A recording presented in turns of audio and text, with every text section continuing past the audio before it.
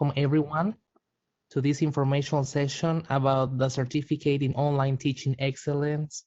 I'm thrilled to have the opportunity to partner with the Teaching and Learning Center in order to make this happen for you all, to support your efforts as you bring excellence to the online courses that you are about to develop and teach. It's an honor for me to collaborate in this with Dr. Scott Hicks, the director of the Teaching and Learning Center, who is going to get started with the informational session. My name is Miko Nino, director of the Office of Online Learning, and I want to welcome you once again. Dr. Hicks? Thank you, Dr. Nino. I'm glad everyone's here today. It's wonderful to partner with the Office of Online Learning. As we've said before, Dr. Nino and his team has been incredibly active and busy and proactive in thinking about online teaching and learning in this very different context. And we're excited now to work together to prepare more faculty to teach online more consistently each and every semester. So I'm going to begin by talking about sort of the past state of our planning here. The university has been a Quality Matters member institution since 2012. Membership gives us lots of benefits and opportunities for faculty development and course assessment. So this has been a wonderful way to support online learning on campus. From 2012 to 2015, some of you may remember taking part in a day-long program for faculty who wish to teach online, funded through the NASNT program. Approximately 124 faculty participated over the course of these 3 years. They learned about teaching online, they designed an online course, and they had it rubric reviewed. So in the next slide, I want to talk about some things that we've seen as a result of those 2012 trainings through 2015. In fall 2018, the Task Force on Teaching Excellence, which advises the Teaching and Learning Center, was interested in the effectiveness or the impact of professional development on online teaching. And what we found was that about 2/3 of the classes that were online or hybrid were offered in fall 2018 were neither rubric reviewed or taught by a qualified instructor. So we found that there's a big gap in sort of the connection between the training of faculty and the review of courses and the actual assignment of courses.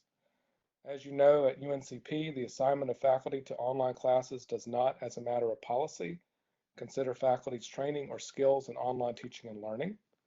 And again, we found that about 2/3 of online or hybrid courses were taught without regard for the professional development of the faculty or the assessment of classes.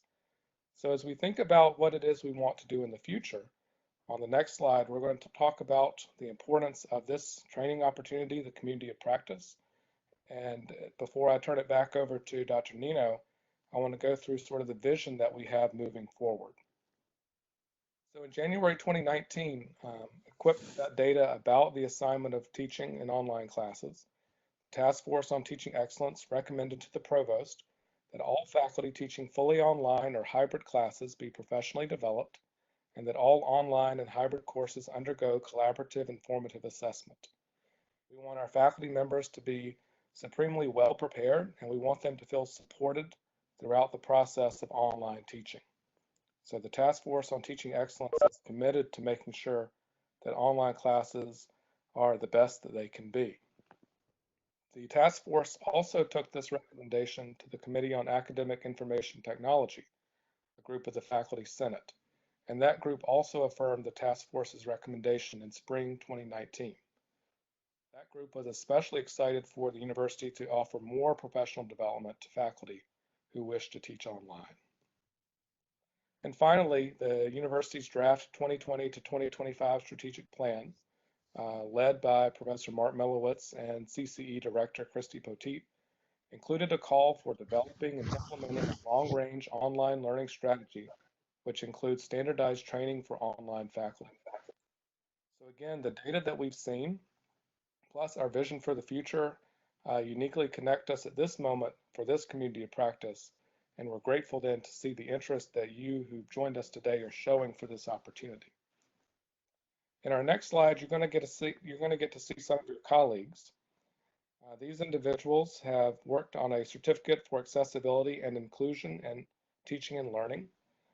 This is the first certificate that the Teaching and Learning Center offered, and we're excited to partner with Dr. Nino in online learning to start our second certificate, which will be the Certificate for Online Teaching Excellence. So thank you again for joining us. I'm going to turn it over now to Dr. Nino to talk about the actual community of practice and what we hope you'll be interested and excited to take part in. Thank you, Dr. Hicks. So let's get started with what is this certificate about and the things that need to happen in order for you to get it. So first of all, we want to say that everyone is welcome. I know that we mentioned some stipends, and we unfortunately have limited stipends. We wish we could, fund everyone. That will be my ideal scenario. But because we can't, we still want to encourage you to attend, even if you don't get a stipend, because everyone is welcome, and it will be a community of practice. We're gonna be a sense of community, and we're gonna be working together in this project. We're gonna be sharing experiences, ideas, challenges. You're gonna get to collaborate. And I think this is gonna be an amazing opportunity, not only to develop a new online course that has quality, but also it's an opportunity to connect with colleagues and go through these difficult times together as we grow and improve in the online learning and teaching area. This certificate has a duration of 6 weeks. We're gonna get started on May 13, which is a Wednesday, and it's gonna go through June 24th, which is another Wednesday. And basically, what is going to happen is that all of us, we're gonna be together in a Canvas course, and you are gonna assume the role of an online learner. We wanna put faculty in a way on the shoes of the online learning through this a Canvas course. Everything is going to be completed asynchronously. So you're going to be able to work at your own pace. We're going to open content each Wednesday, and you're going to be required to submit some assignments, some activities that I'm going to explain in a second. And then you have a week to submit the things that are asked from you, the assignments. Okay. So some of the activities that you can expect throughout this community of practice is, first of all, I want to say that we're not going to make you duplicate any efforts. The good thing about this certificate, about this community of practice, is that everything that you do in this program, it's going to be for your course. You're going to pick a course that you want to revamp, that you want to redesign, and every little thing that you're going to be learning along the way, and every assignment are going to be connected to that course that you want to redesign. So in a way, you are working towards two goals: learning about online learning, but also redesigning your course. You're going to be completing some lessons that teaches you the content and the magic behind teaching online. There are going to be some discussions for us to share ideas for building that sense of community. There are going to be some assignments for us to see the progress in your courses. It's not going to be anything that is not related. All the assignments are about how you are thinking about your course as you learn the content.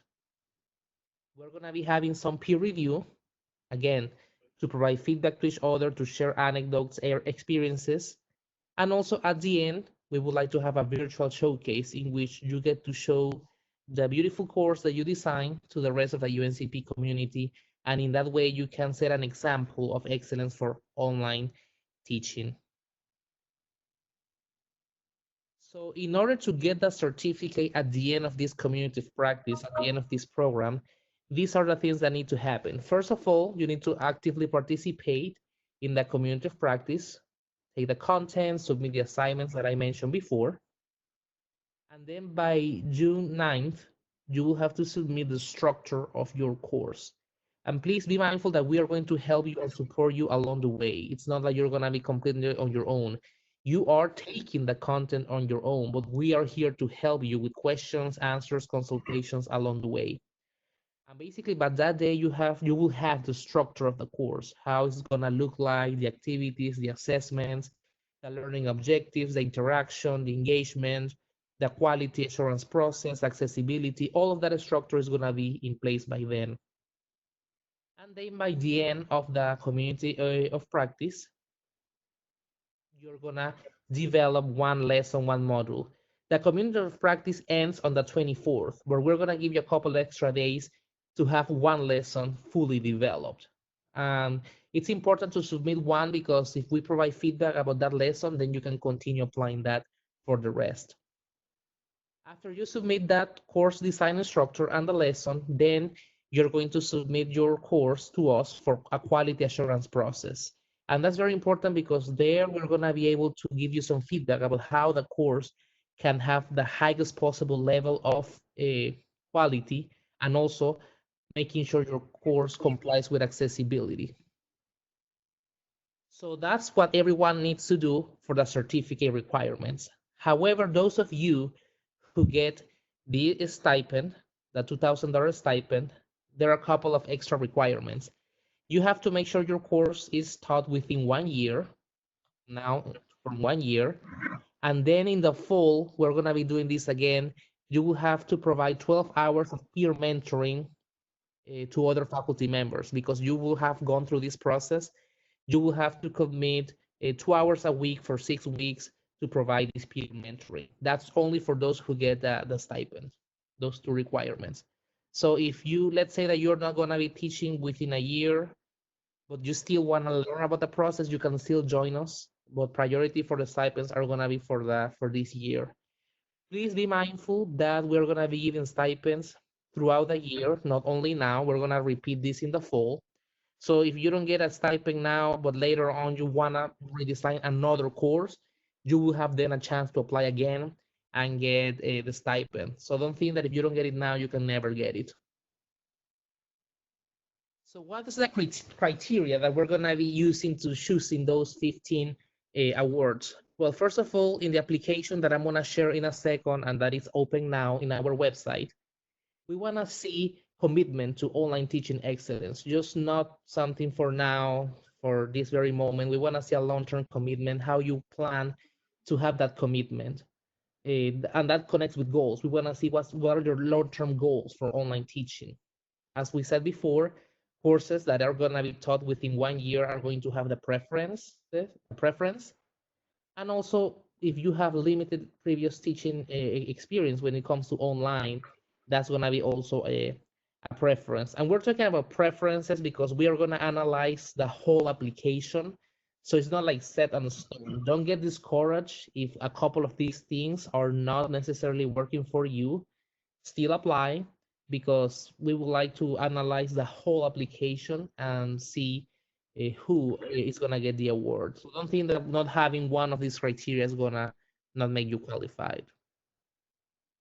So some of the topics that you can expect during these 6 weeks are basically two really important classes. We're going to be talking about the online learner. We want you to understand that person, that online learner, the engagement and the motivation for that individual. But also we want to teach you about the online teacher. What are the best practices and mistakes not to make during the time you're teaching online? Also, we believe that instructional design should guide the process for online teaching. It's not the technology. That technology enhances the process, but you really have to have really sound instructional design practices, good cognition principles, a learning theory, and we're going to show you how those learning theories can be applied to online environments. We want to make sure your online courses have alignment. Your learning objectives are connected to the assessments. Also, there are assessments that are non-proctor and that change when you teach online. We're going to teach you about that as well. And we know that it's challenging sometimes to engage and have interaction in online courses, but there are tricks to make it happen. There are strategies to keep the engagement at its best and keep always motivated the learner. We're going to show you that. Also, as we mentioned before, accessibility is important. So we're going to make sure your courses by the end of this certificate comply with the highest level of quality and accessibility. And because the field is always changing, we're going to make sure you get the latest trends and issues in online instruction. So these are some of the topics that you can expect during these 6 weeks. And again, you're going to be working on your own pace. So what's next? As I said before, in our website, you're going to have an application that it's live now. Even if you don't want to get the stipend, some people might say, you know, I don't want the stipend still, but you want to do the certificate, please complete the application. In that application, you're going to be asked if you want the stipend or not. And it talks about the requirements in detail. I'm going to share the link in the chat box in a second. But if you have any questions, please feel free to send me an email and I will be happy to ask any questions. If you're filling out the application and there are things that you don't understand, I'm happy to help. Or if you have any questions about the certificate, also please ask. You have 10 days or so to complete the application. It's gonna go live now, but on April 27th at 11:59, we're trying to, you know, model being a teacher. So we are gonna do the same kind of here, just for the purposes of managing the project. But yeah, you have till April the 27th till 11:59 to submit your application. And if you get this stipend, you're gonna know by May 1st. But as I said, even if you don't get the stipend, we really welcome you. We really want to work with you. We want to make sure that you have all that you need to successfully teach online, not only during the summer, next fall, and long term as well. So that's what we have for the informational session. This is my email if you have any questions. And now we're gonna open the floor for any questions that you might have. And I'm gonna start with the box here that I see a couple. So let me start here, and then we take it to the rest. And Miko, I'll add too that I've answered a few of those questions there in the chat box. Perfect. Thank you, Scott. Thank you, Dr. Hicks. So One, what question is pending? yeah, I believe there is a question pending about teaching in summer too. Would that qualify for teaching within the year, after having begun the community of practice? Yes, absolutely. It'd be wonderful to be able to see the what you learn in the community of practice be immediately applied. That's a wonderful question. Absolutely. I'm gonna put here the link for the information on our site, and you will find the application there. Hybrid. People are asking about hybrid. When you say hybrid, you mean you have all in person and face to face? They do qualify, but I'm gonna be honest, that's not like the first tier for preference. The first preference is for fully online. But you still, you know, you never know who's gonna be in the pool applying. So I encourage you to still take the certificate.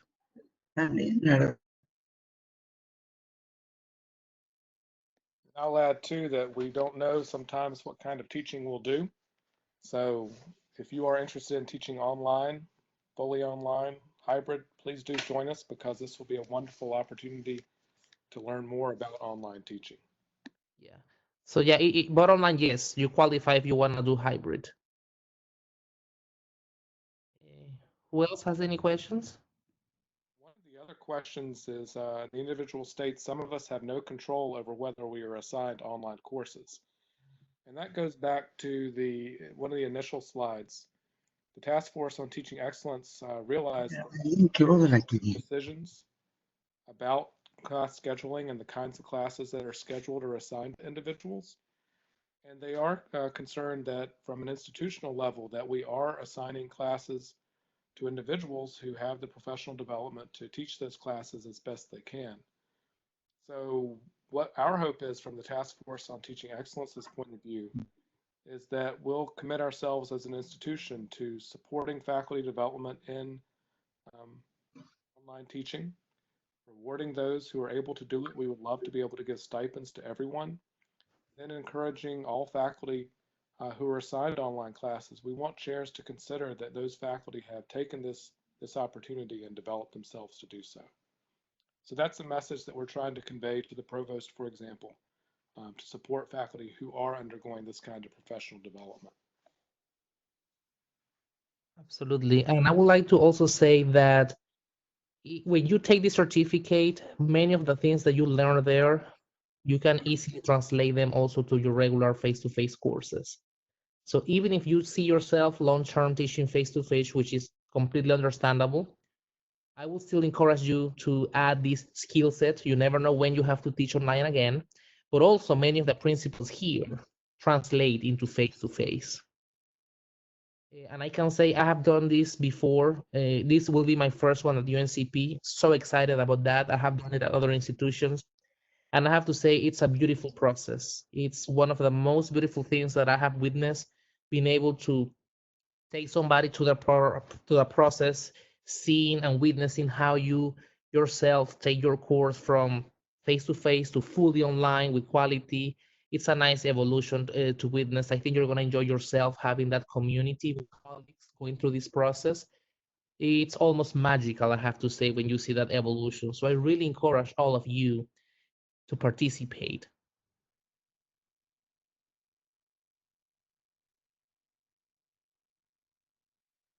Any other questions? Feel free to unmute yourself and ask questions if you don't want to type. Dr. Nino, this is Cynthia Woodruff. I'm in the Department of Nursing. Hello. And hi, I will have the first of my ever assignment to teach an online course this summer. The the this teaching certificate on online teaching excellence starts on the 13th, and the course that I'm supposed to teach online begins on the 26th. How do you see this paralleling me learning about teaching online and preparing my course and the course that I'm supposed to be teaching starting on the 26th? Do you have any? Not exactly sure what I want to know. I know I don't Yeah. know enough. Yeah, I mean I understand the scenario. It's quite challenging. I encourage you to still do it because what's gonna happen is as you learn, you can be correcting the course that you're working on. I know it's not the ideal scenario because you would like to plan ahead and then apply, and basically this is gonna be running at the same time. But even if you're not able to correct it fully for that course, you're gonna be learning for future iterations. So I still encourage you to do it, and you can use that course when you are applying this process. Okay, thank you. Yeah, all of you will have to come and pick one course, and that's gonna be in the application. All of you are gonna come with one course in mind that you wanna convert. So that's the good thing because we keep always focused. It's not something that, oh, I might do this, I might do that. All of you will start working with one course in mind. But excellent question.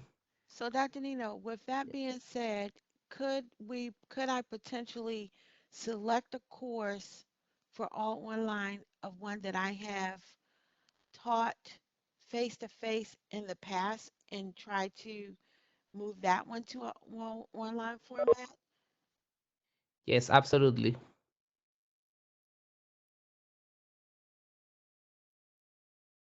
Yeah, that's one of the scenarios. You can have a course that you have never taught before, or you can have a course that it was face to face or in a similar modality and then make it fully online.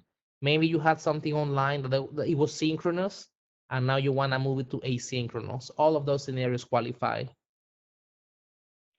Hey, Melissa Mann here. I have another question, sort of in that same. So I'm actually teaching a course online right now, HR, but I'm really struggling to figure out some better practices because I'm having a really hard time balancing my 80 to 120. Actually, I've got 92 already signed up for my MBA class. So I'm really looking to redesign, but it's a one that's already online right now. How does that work? Would that be something that's qualified or could qualify? Absolutely. Absolutely, and that's more common than what you think. Many people tell us like, "Hey, I just had to put this in an emergency mode." I'm not saying that's your case, but it has happened. Like they just put things in Canvas and they admit this is not online teaching. So even if it's technically online, if you really want to improve it, revamp it, that qualifies. We're happy to help. Well, I mean, it's probably online, but I definitely need some revamping. So, Absolutely. And remember okay, that we are going to make sure you comply with the quality assurance process. So when we go through that, we're going to give you feedback on the areas that you can improve. So it's really worth doing it.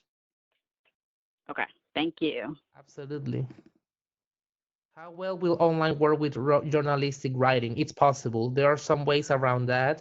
And we're going to be teaching some of those complicated courses, the labs, the writing. One of my favorite things that I did was one time converting a public speaking class, face-to-face regular semester to winter semester. So in 3 weeks during the holidays, people have to learn about public speaking online. So everything is possible. It's just a matter of finding the ways and the alternatives based on what we know about cognition. So yeah, I encourage the journalism person to join us. So is there a difference between pedagogy and andragogy? Absolutely, absolutely. And that's why we talk about the online learner. Every learner has different motivations. They come to an online course with different life experiences. So you have to take those into account into to be successful.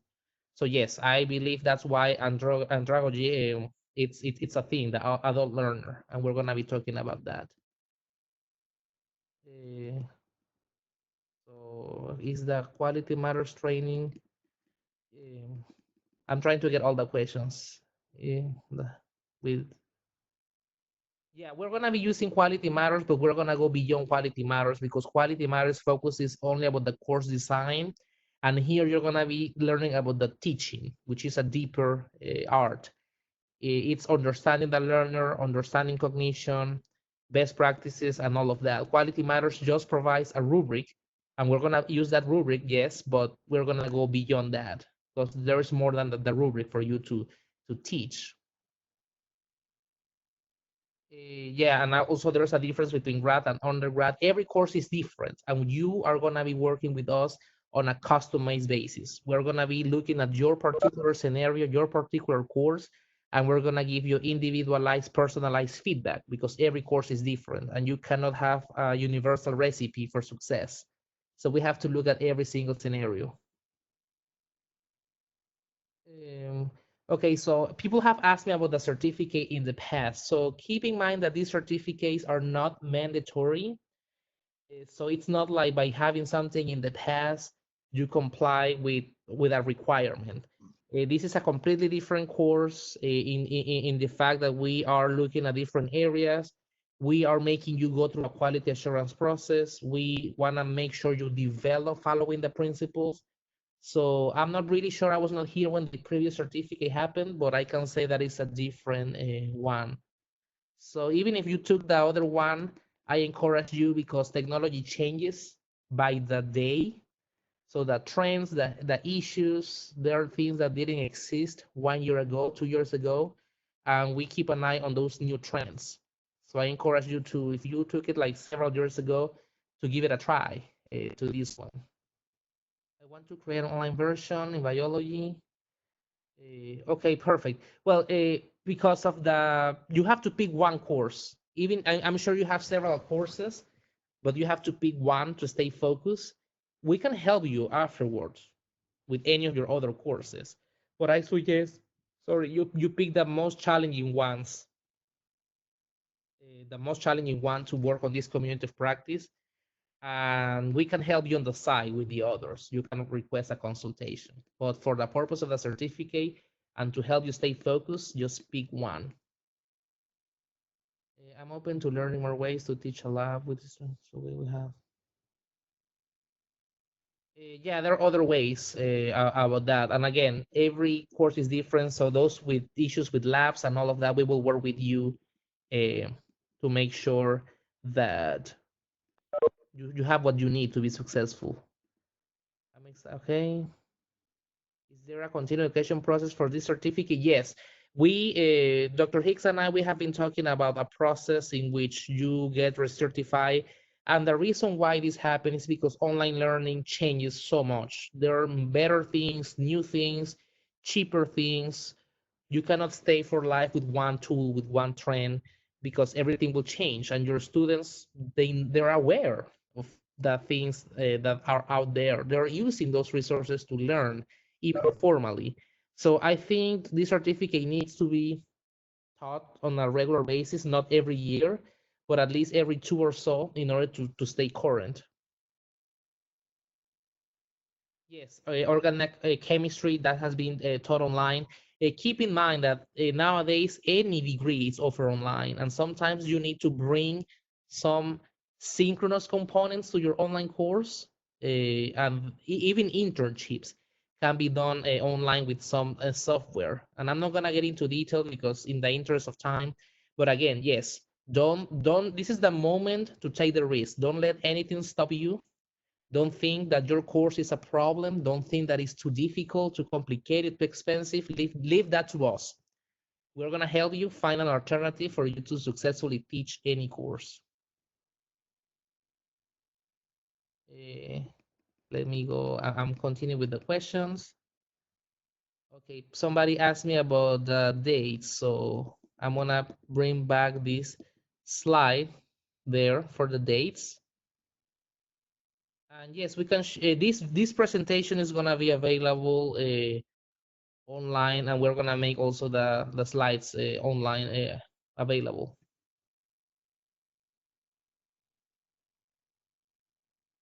Uh, yeah, internships online. Yeah, that's a good one. I was really interested about that. Thank you, Dr. Hicks, for helping answer so many questions. I cannot tell sometimes when you answer or not, so sorry if I'm answering again. It's just like it's going so fast, the chat box. We're reinforcing one another. Okay, I'm glad. On the same page always. Anyone else? I think it will be easier if you can just use the mic.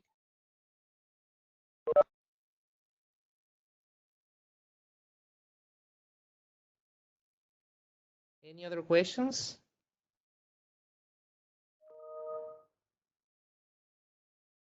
Well, Dr. Hicks, do you have anything? That's all I have. Dr. Hicks, anything else that you want to add? Yes, I just want to thank everyone for coming today and learning about this. It's been wonderful to see the interest in this opportunity. At UNCP, we're working to sort of recognize people who engage in their professional development. So the certificate is a way that we hope that your chair and dean and provost will recognize you in the faculty evaluation model for all that you're doing and the way that you're developing yourselves. We would love to be able to offer a stipend to everyone, but again, the budget realities are such that we cannot at this time. But given this interest in this program, Dr. Nino and I are going to continue to advocate to the provost and the deans that this kind of funding matters to faculty, and it will help us achieve our goals as an institution that makes education available and accessible and innovative for all. So I just want to say thank you, and we know completely how important this is, and we want you to know that we are advocating for you to the leadership. Thanks for joining us. Thank you so much for joining. Looking forward to your applications. Again, if you have any questions, don't hesitate to contact us.